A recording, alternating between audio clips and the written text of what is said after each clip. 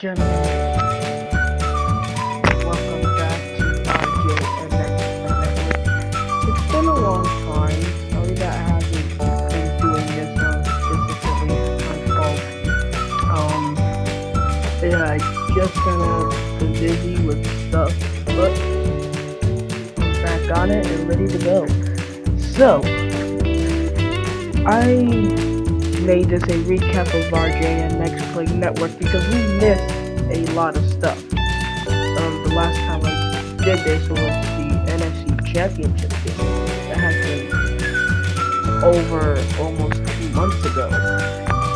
I haven't been doing this since January 25th, although I did post 2 videos since then about flag football from the Flag Football Youth World Championship. But my name is RJN and I do RJN NextPlay Network. I have created this so that way so I could do sports analysis and everything else with every sport if I can. So it's good to be back. So let's get into it. As we know now that a lot has happened. The Seattle Seahawks are the Super Bowl champions. Nobody expected that. The March Madness has been wonderful so far. We still got more to go. A lot of things has happened, but I wanted to talk to you about um, some new football leagues and many other things that has been happening. And also, I think I will be either live tomorrow or Tuesday. Um, if I will be live tomorrow, I should be live in about 7 or 7:30. If I'm not, then I should be live about Tuesday or Wednesday. But it's either one of those days. I think the time should most likely stay the same, and if it's not, then I'll let you guys know. So, as we talked about, yeah, the NFL season's over, but we still have new football leagues that I wanted to tell you guys about. So there is this new football league called the A7FL, and that football league is no contact, no helmets. It's all physical and no protection too. And because of that, I wanted to give you guys a little preview for what that league is kind of like, because I don't know if you guys have seen it before, so I kind of wanted to give you guys a little preview of it since you guys don't really know for what it is. And because of that, yeah, I'm gonna try to see if I can get the video up. Um, but this league is awesome. I literally found this league 2 weeks ago, from when I was bored because there was no football and I was just watching basketball. So yeah, I found this new football league called A7FL. It has been doing this for over 12 years. Yeah, and this league is actually fun because it's actually good.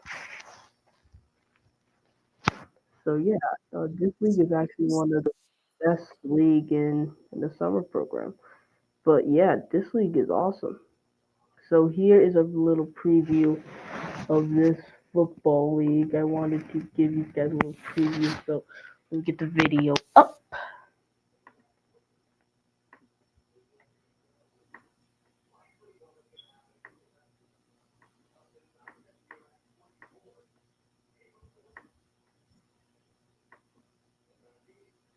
So here's a little preview of it. Caution. Here's a little boat. Boat on the inside head off. None of that, sir. None of that. The U can make a huge stop here, and after a ton of yards from BIC, stop them. Play action. But they got to stop staring. Caution. Scary Terry using them legs. And, of course, too easy. Is the official hybrid. So yeah, I wanted to give you a little preview of it, and here's one of the best highlights of Looking this for some yards here. their football league so far. Oh, good pass. And Tony toe then- tap, of course. Good pass. What a catch. Touchdown.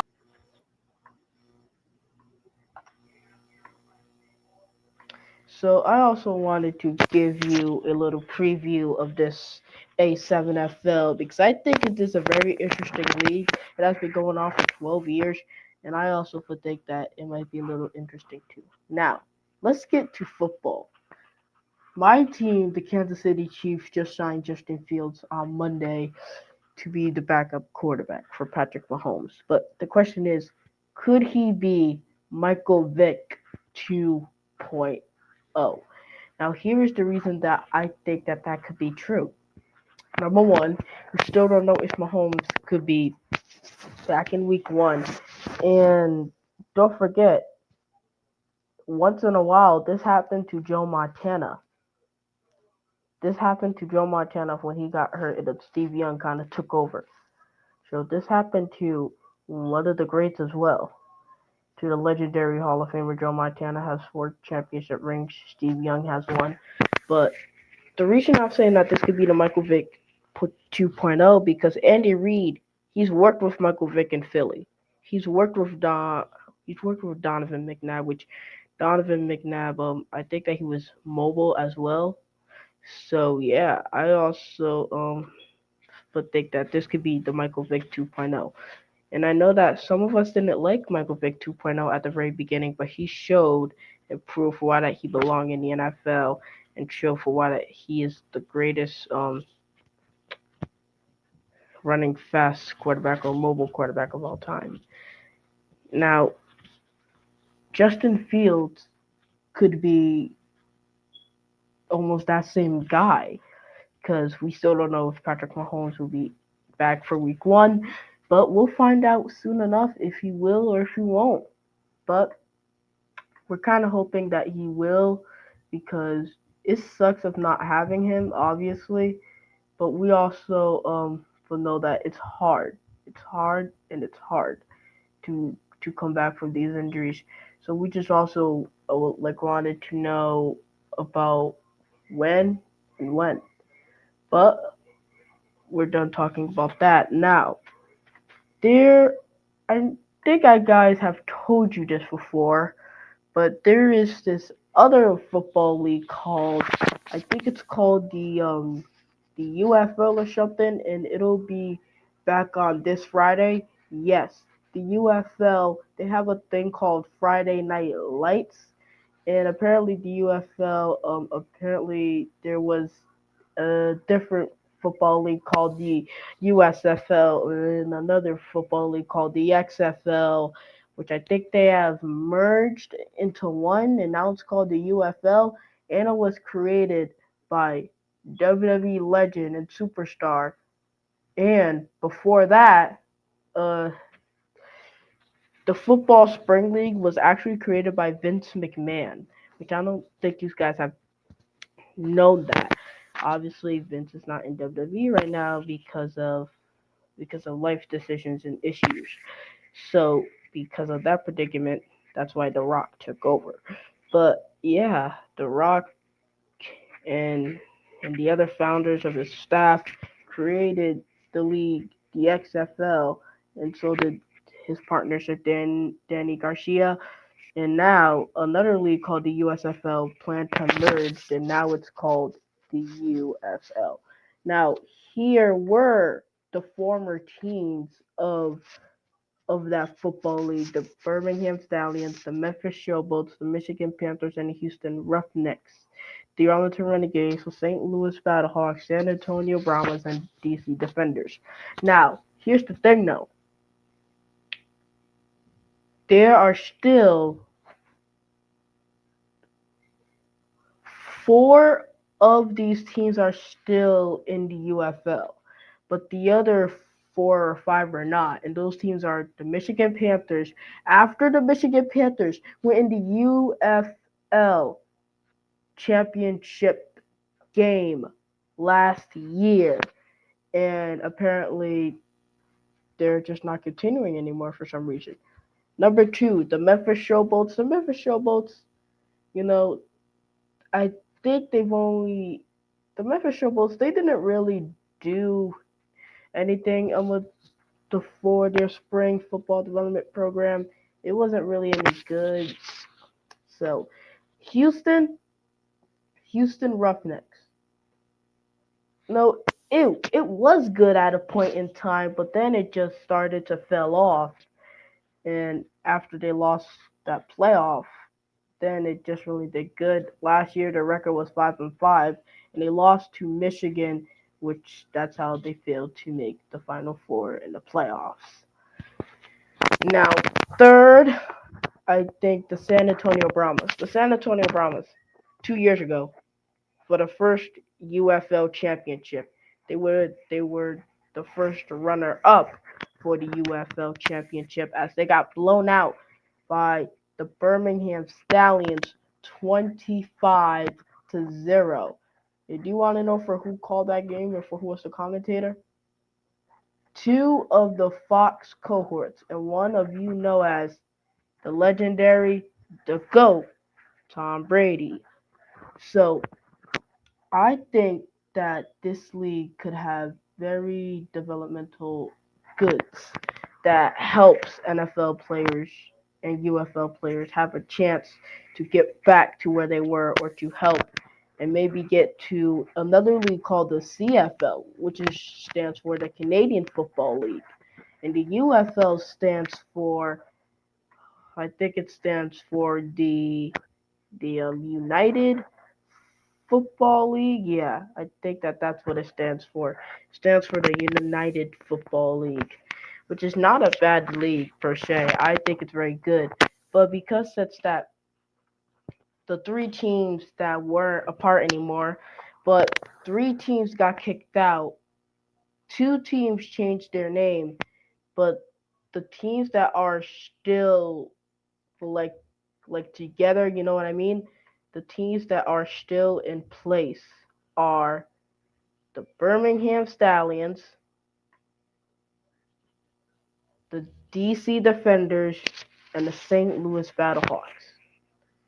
The Houston Roughnecks changed their name to the Houston Gamblers, and the Arlington Renegades changed to Dallas Renegades. Memphis, Michigan, and San Antonio are no more. Now, for the cities and states that replaced them are the Orlando Storm, the Louisville Kings, and the Columbus Aviators, in which the Columbus head coach is former Saints wide receiver Ted Gunn Jr., which I was very surprised about that, but that's not a bad thing. You know, I think that the UFL will expand as long as it has good ratings and all of that stuff. But yeah, as long as it expands, there's really no trouble with the league. But I just wonder how come the NFL couldn't take partnership in this league when the NBA took partnership of the NBA G League? Because if you kind of see, a few years ago, I think I made this Google Slides about for why that the NFL did a partnership with their own G League. Now, if they were to, then I think that they have all 32 teams. And if they do, then here's what the NFL G League would look like. It will look like this, which as you can see, it still kind of has the same teams about everything else. So if you look at the NFC East, here's what the teams will be called: the Frisco Texas Outlaws, the Willinghamton D Eagles, the Brooklyn Giants, and Arlington Via Braves. Now, if you look at the NFC North, the Springfield, Illinois Grizzlies, the Grand Rapid Tigers, the Milwaukee Packers, and adult Bulldogs. Now, of course, the Packers are the same, the Giants are the same, the Eagles are the same, but that's because they're kind of old timers. So, if you look at the NFC South, Orlando Pirates, which makes sense because Tampa Bay's in Orlando and they're basically a pirate, and the Dirty Birds, which is the Falcons, which they are a bird, and the Winston-Salem Panthers, formerly from Carolina, and the Big Sky Angels, which because of the Saints. They have the cross. The NFC West, the Tuscan Redbirds, of course. But if you look at the San Jose Miners, which is kind of weird the the M because it's spelled Niners. So I don't know if what they did there maybe was a typo. Then the Long Beach Rams because of LA, and then the Tacoma Seahawks, which Seattle, Washington. Now let's look at the AFC side. The Rochester Stampede because Buffalo Stampede, and then I think that's Fort Lauderdale Fins, which is dolphins, but they put out the dolphin to the fins. Long Island Jets, which the Jets are still the same. Of course, we that has a lot of history that we don't really want to talk about, but we know that it's a very important history, and it'll always be remembered. The Worcester Patriots, New England, New England, New England. Ah, can't wait to put the belt to ass on you this year. Now, the AFC North, the Dayton Leopards. You know, I guess you could call them Leopards, but I wouldn't have done that. Canton Bulldogs. No, that's not a bad name. Because it's that Cleveland and Ohio, and Columbus. Yeah, it's kind of basically almost like in Canton. But the Townsend Ravens, of course, Baltimore, and then the Latrobe Steelers. The Ravens and Steelers, they have a long rivalry, which it will go on from time to time. Fort Wayne Mustangs.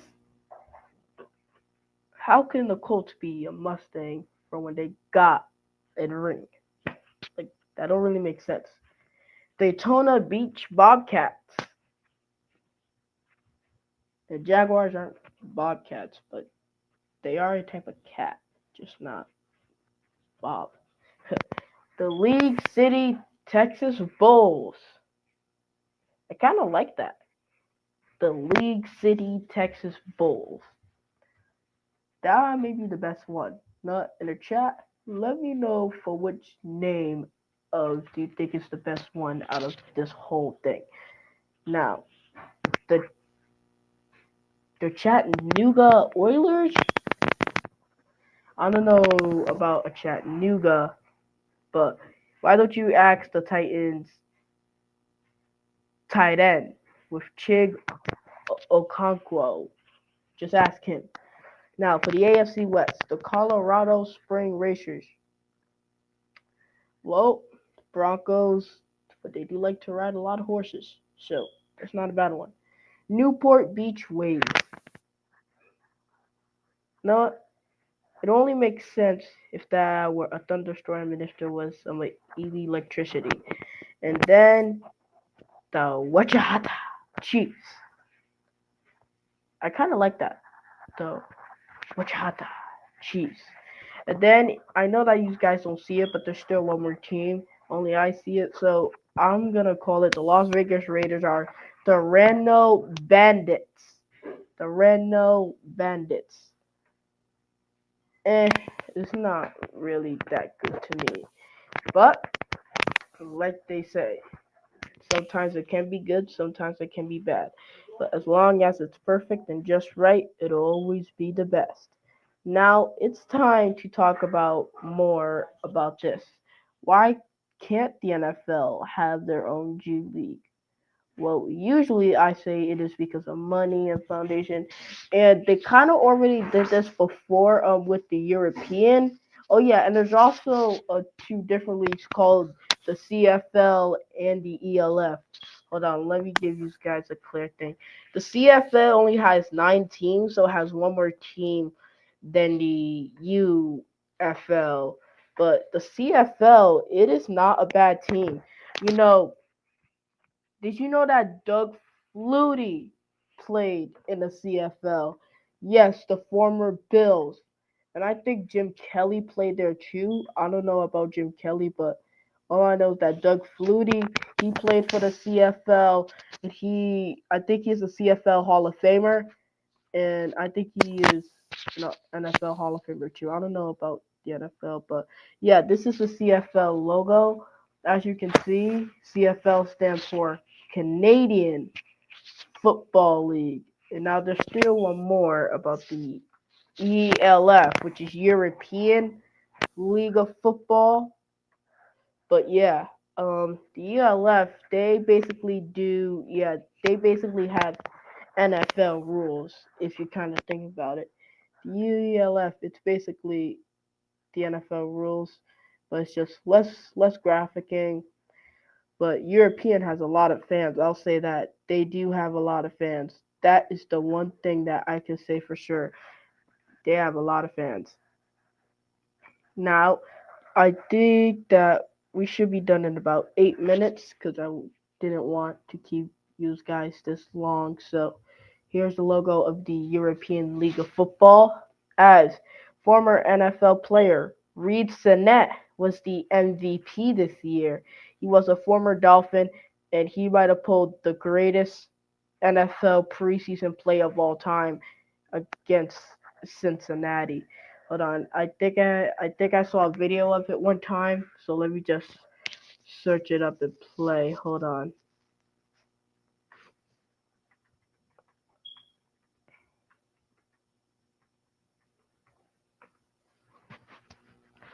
If I could find it.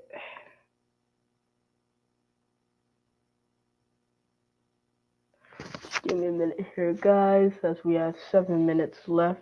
If I can find it. Let's see.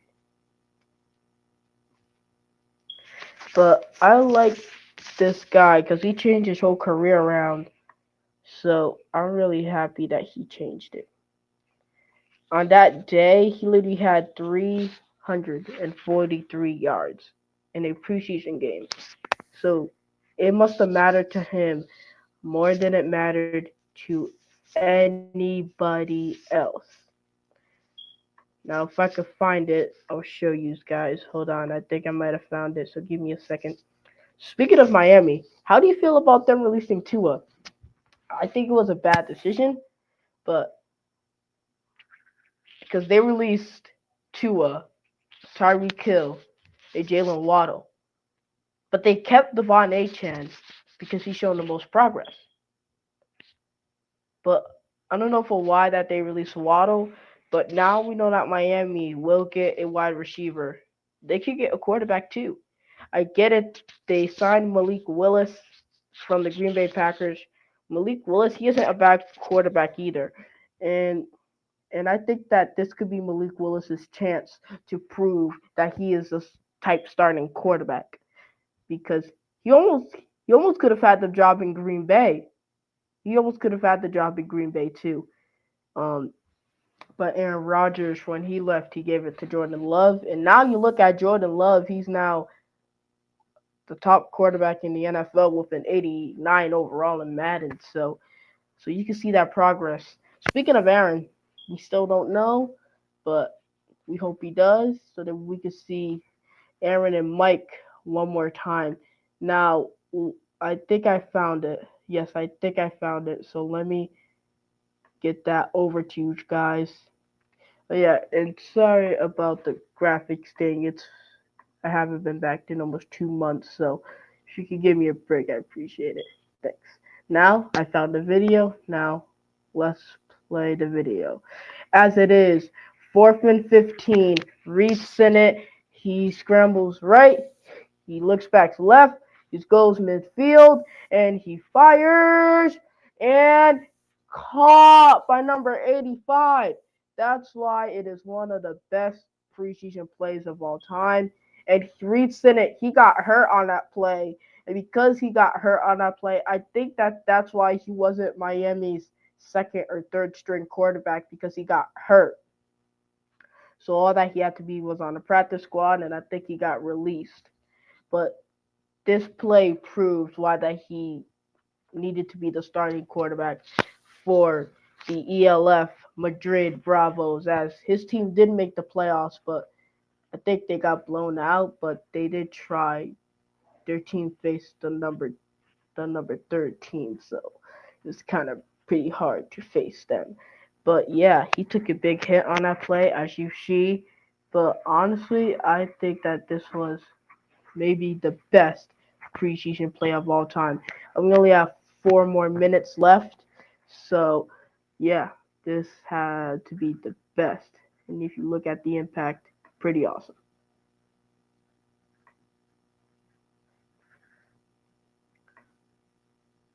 Well, now we can get back to business. So, with only 4 minutes left, I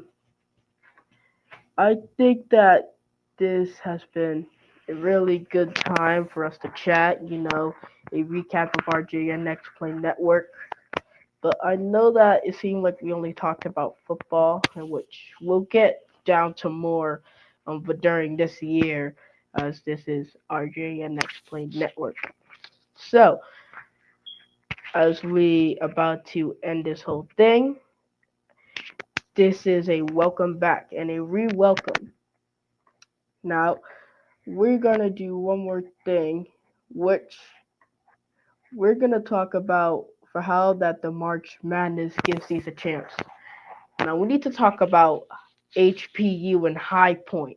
I don't know for what they were doing against Arkansas because they kind of had it in the bag, but Arkansas is a D1 school. And shout out to URI Women's Division as they lost by 13 to Alabama. I know it sucks, but it is Alabama, so don't get any wrong there. As we have 1 minute left, I also wanted to say thank you guys for tuning in. It has been a wonderful pleasure of being back. You know, it's very nice to get back and to do for what we do. It's very hard as we try to entertain the fans and along with everything else, but it feels very good to be back. I just want you guys to know it feels very good to be back. And thank you guys for us having a chance to be back. But on that note, I also wanted to let you guys know have a great rest of your day as tomorrow is Monday. New day, new week. Have a good day. And don't forget, be safe, stay healthy, and always have your best. Tune in for the next play. Y'all.